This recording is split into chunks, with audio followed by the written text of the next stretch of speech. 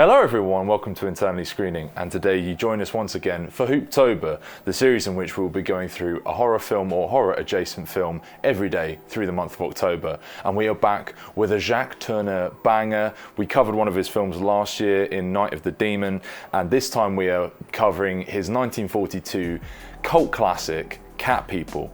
It stars Simone as Irina, a Serbian woman who comes to America and finds love in a roguish, sort of handsome young chap. They fall in love, they become married, but there's a separation between them, a kind of a division arises as she discusses more of her Serbian upbringing, and she reveals that she is descended from a tribe of cat people who have a superstition amongst them that believe that they will turn into large cats when, you know, in a state of arousal or whatever it may be. And this kind of paranoia fosters a strange kind of love triangle, and as the film progresses, things become more and more sinister and strained between our two main characters. I'll pass it straight to you, Rupert. What do you make of Cat People? I love this film. I think it's one of the early great horror films, in my opinion, because whilst it's probably horror light as opposed to full-on horror, it has that genre element in the sort of concept of the film, you know, the turning into a cat, which on its face, and you know, with the title Cat People, makes it seem like it's going to be some kind of goofy universal horror film. Yeah, it does seem quite silly from just like its core concept. But in reality, it's actually sort of closer to a shadowy noir romance thriller, which is actually, as opposed to being, you know, focusing on cheap scares, is actually very, very tragic and sad, very tastefully, subtly made, especially for something of its time, where films like, you know, Dracula and Frankenstein, and Bride of Frankenstein, you know, nothing against those films, they're all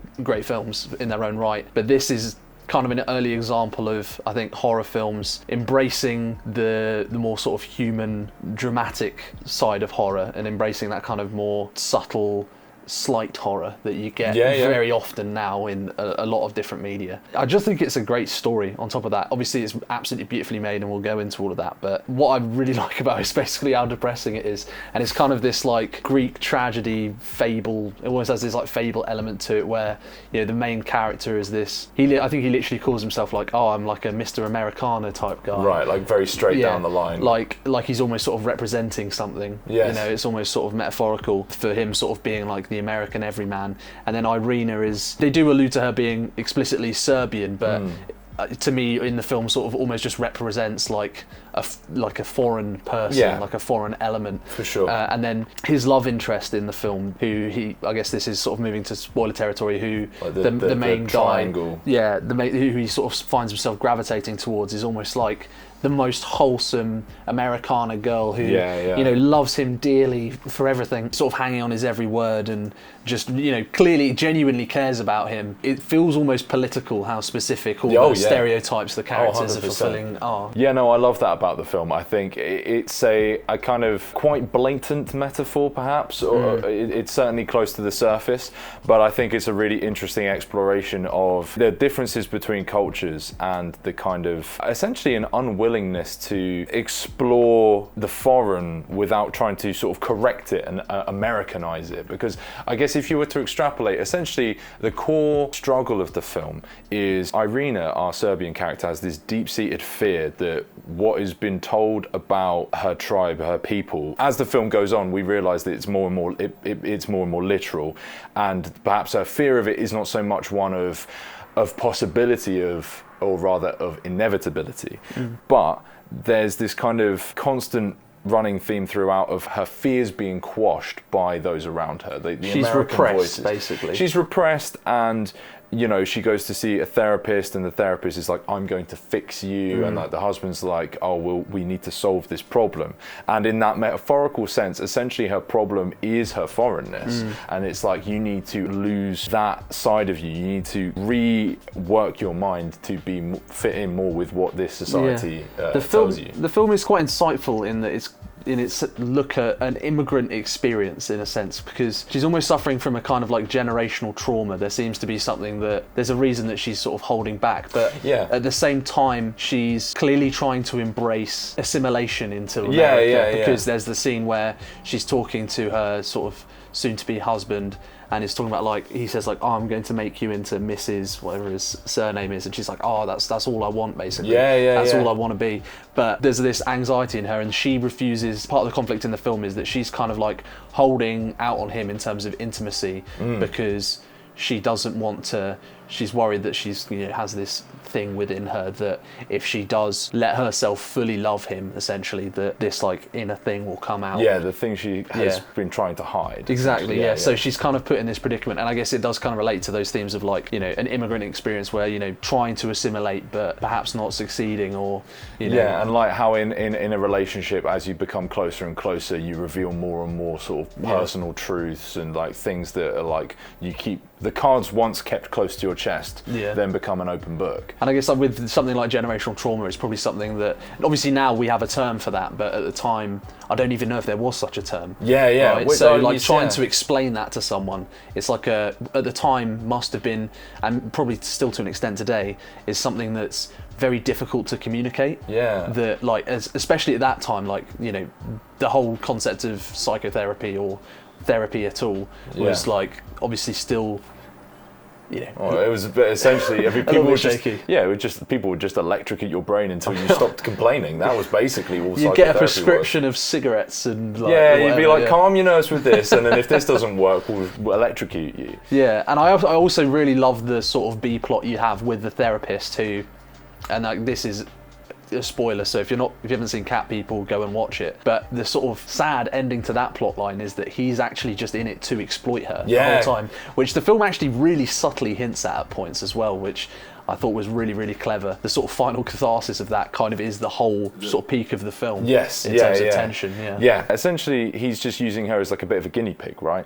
Like just kind of using her as a means to study the foreign and like kind of uncover things that he didn't know, rather than actively trying to help her. But he tries to kiss her, right? So at the end it's like he basically sees her as vulnerable. He feels like he like fully understands her, and that she's like, oh, this woman's just like mental basically, and he's like, oh, I can exploit her and like, you know, essentially sexually exploit her. But then, you know, it doesn't quite pan out for him. It does not. He should have heeded the warnings, you know, the red flags were there. Don't fuck with Serbian women, that's what I learned from this film, But I guess to move on from the sort of transformation process, the build-up to that reveal is fantastically eked out in the tension and some really quiet but sinister horror scenes. A classic being the tunnel sequence. Well, the bus sequence, so I mean, you have the scene, and it's like so impressive, I think. I'm talking about like impressive for a film of its time, but even for a film today, this would be like very restrained. The scene and what this film does specifically around light and shadow and also sound design. The sound design in this film is like incredibly futuristic for its time, and like the way it builds tension in this scene where you have the other love interest woman walking through a tunnel and you're hearing footsteps echoing around on this sort of empty street. There are footsteps behind her, but then in the echo it's sort of hard to tell, and then she stops and then she hears the footsteps and she keeps going, and then you have the first ever jump scare ever in a film, which is kind of amazing that only came in 1942, but you know, perhaps was a mistake looking back. We have the wonders of like The Nun 2 thanks to Cat People. But I mean, you say it's amazing that it happened as late as 42. I think it's the opposite. I think it's amazing that a film that was as prescient as that to come up with something so kind of forward-reaching. But it's also done in like a way. I mean, jump scares as a kind of trope, slightly over-maligned these days. They are very maligned, but they can be used in very artful ways, and I think this film does so really well because it kind of builds you there with sound design. The punchline of the scene being also rooted in sound design is also kind of genius. It's so clever as well, because the thing with a bad jump scare, in my opinion, is I don't like jump scares in films most of the time which solely revolve around music. Non-diegetic. You have this like non-diegetic other element of the film, which is music, which is, you know, obviously fine, but that's the only thing providing the jump. And it's often in a scene where it's like no sound, and you can, loud bang, and you know it's coming. And you're like, oh well, that's just kind of cheap because it's there to like. You're basically just like clapping in someone's face. Do you know what I mean? So it's like, well, okay, yeah, you made me jump. Am I scared? No, you just sort of like made You loud raised noise. my heart rate. Exactly, Like, yeah. it's a different thing. Yeah. Whereas and also with this, it's brilliant because you can't actually predict when the jump is coming because it actually kind of paces it out. It doesn't have that thing where in every shitty modern horror film where the music's going and then it goes quiet for 5 seconds. Yeah, you can count the beat. Yeah. It's like the metronomes. So like you can have the composer there with his. Yeah, like 1, 2,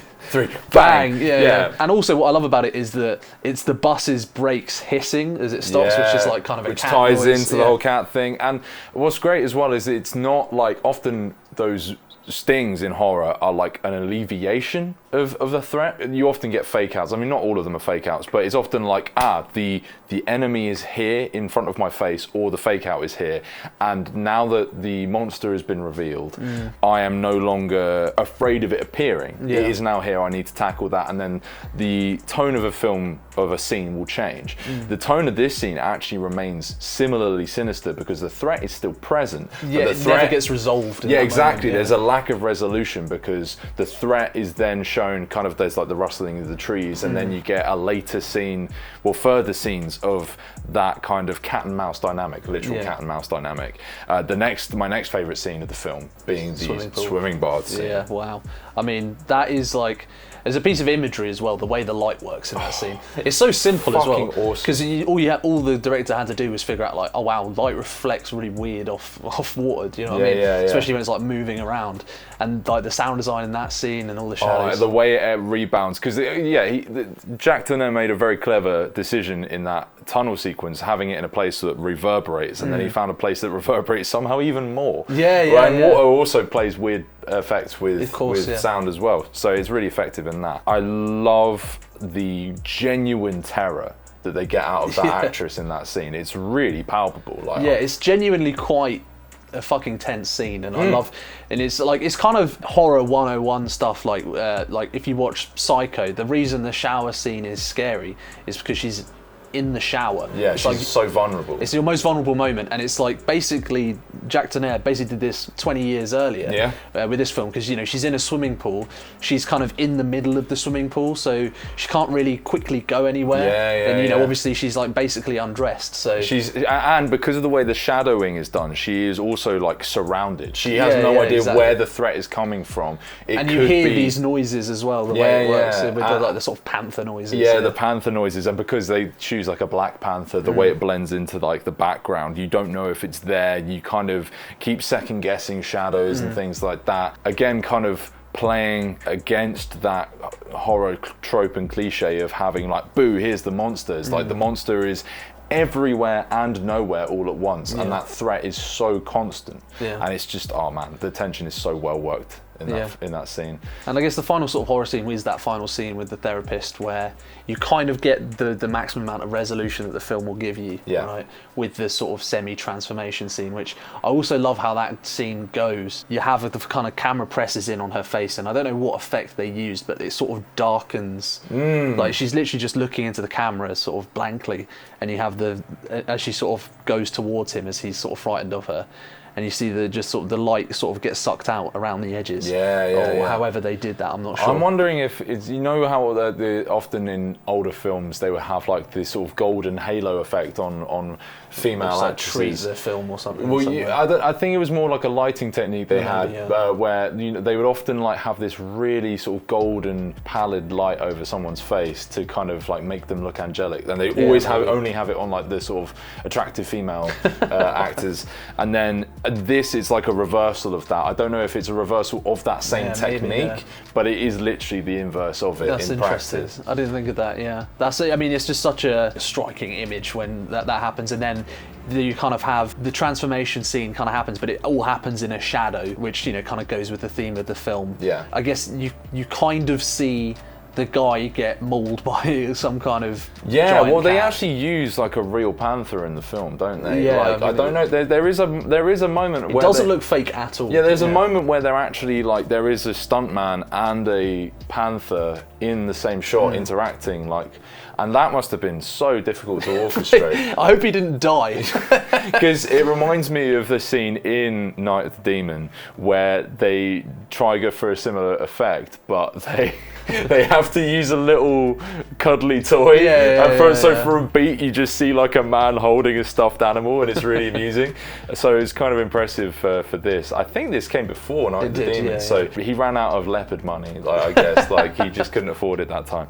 But impressive stunt work regardless. I mean, that reminds me of sort of talking about the darkening of the faces. Like we've touched on it, but the cinematography throughout the film is perfect, amazing. pretty much. Yeah, I mean, it is a genuinely stunning black and white film. Yeah, and I think with black and white films, you know, the measure often is its use of shadow, because you know you're limited inherently by the medium, by the format, so shadow becomes ever more important. And this film, more so than a lot of black and white films and a lot of black and white horror, just fucking nails it. It doesn't do the flat black and white look, which I'm not a huge fan of, but there's plenty of like good films in that style where obviously it's just kind of easier to shoot because everything's lit, so it's like okay. Whereas this, there's even just scenes of them like hanging out on her apartment where they're just like sat on the sofa, and it is like absolutely so shadowy. The corners of the room. Well, I really like that. Yeah, the shot compositions are kind of interesting as well, because again, that's a thing that sort of evolved through film, where a lot of older films were more flat and more kind of matter of fact in the representation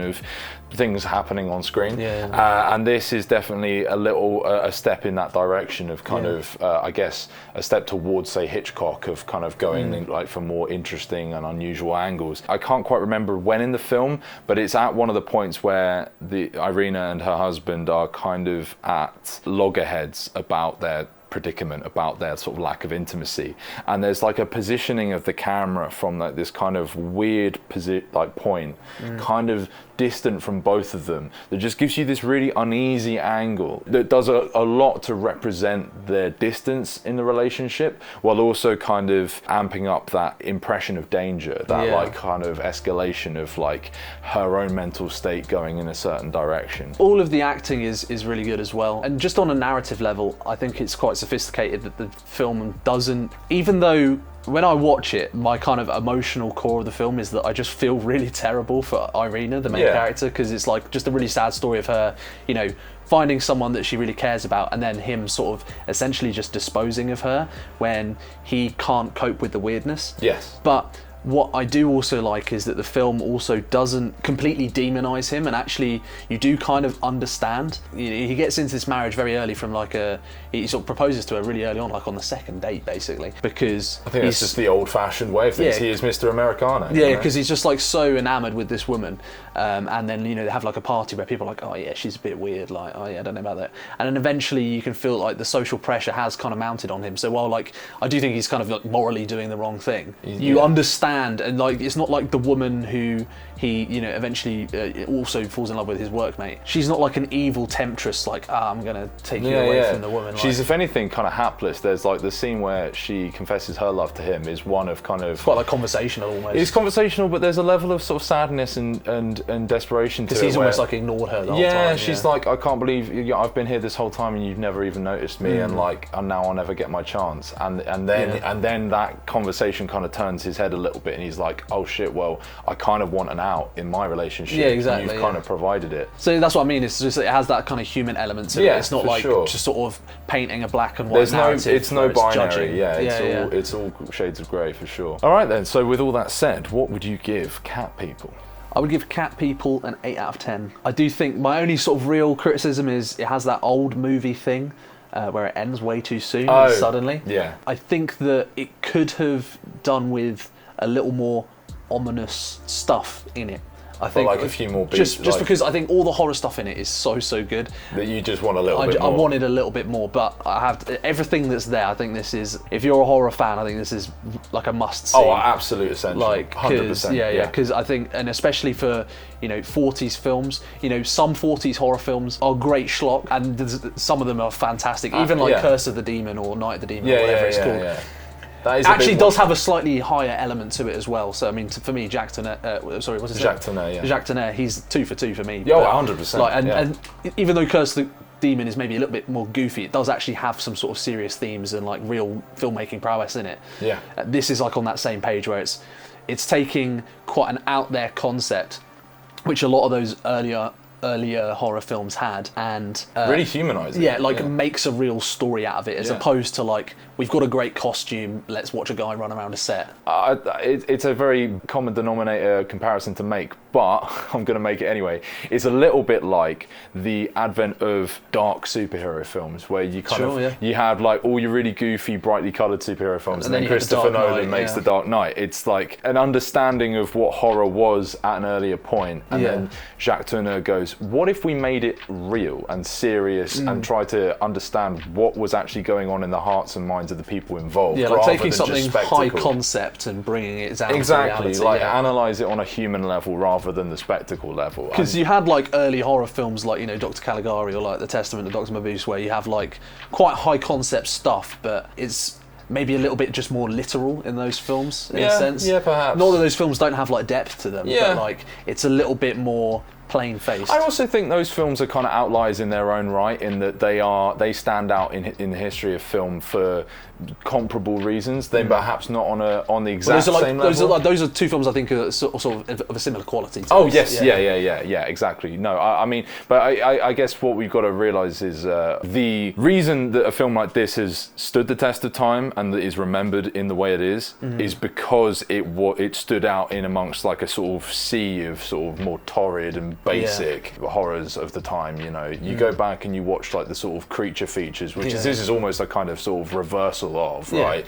In the most literal sense, you could still kind of call it a creature feature. Technically it is, but it is just a really well made, serious version of that. I was gonna give this a 7, but and with room, of course, to up it to an 8, because on watching it, I was like, I liked a lot of it. Some of the old-timey elements were kind of holding me back, but yeah, the more we've talked about it, the more convinced I am that it is an 8. Yeah. And it is, regardless of score, an absolute essential for any horror fans that haven't seen it and who are looking to get more into like the older side of films. Like, you know, if you've explored, say, some like 70s, 80s films, and you're like, what go beyond that?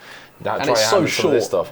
Yeah, it's like short. an hour and 10 minutes. Yeah, it's in and out. It gets it done, and it gets it done effectively. Which would probably be like my main criticism of it. I think it's maybe a little bit too short. Yeah, maybe a few few beats more. But at the same time, I kind of like a film that can just in and out, bang, just gets it done and does it well. But yeah, I mean, that has been our review of Cat People by Jacques Tourneur.